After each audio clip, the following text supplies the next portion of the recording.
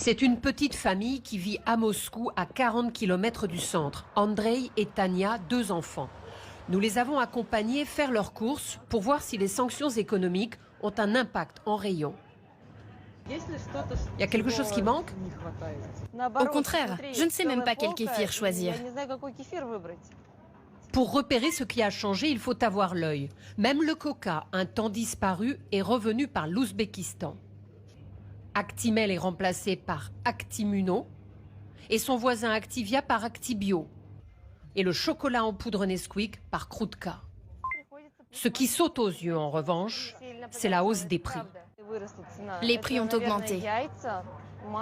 Le beurre, les œufs et les bananes surtout. Les salaires eux aussi augmentent, mais ça ne rattrape pas la montée des prix pour l'alimentation. Cette inflation alimentaire, 13% sur un an en mars, c'est l'impact économique le plus visible dans la vie quotidienne, un défi pour le Kremlin. Pour la combattre, la Banque centrale a remonté les taux d'intérêt, plus de 20% pour un crédit immobilier. Pour éviter de vendre et acheter dans ces conditions, Andrei et Tania se débrouillent en louant.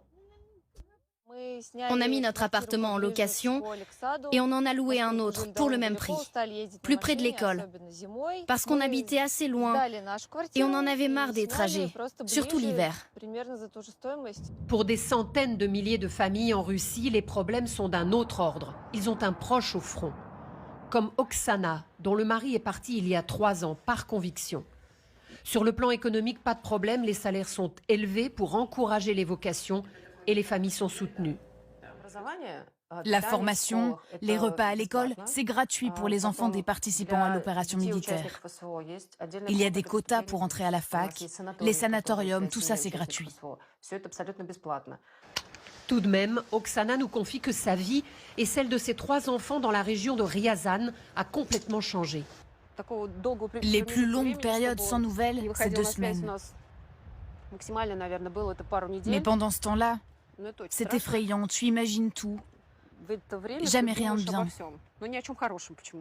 Tu espères que tout ira bien, mais les pires pensées te viennent en tête. Mais pour une bonne partie de la population, la guerre est pratiquement invisible, lointaine. Car l'économie s'est adaptée. Comme Vyacheslav dans sa ferme de la région de Kalouga. Il gère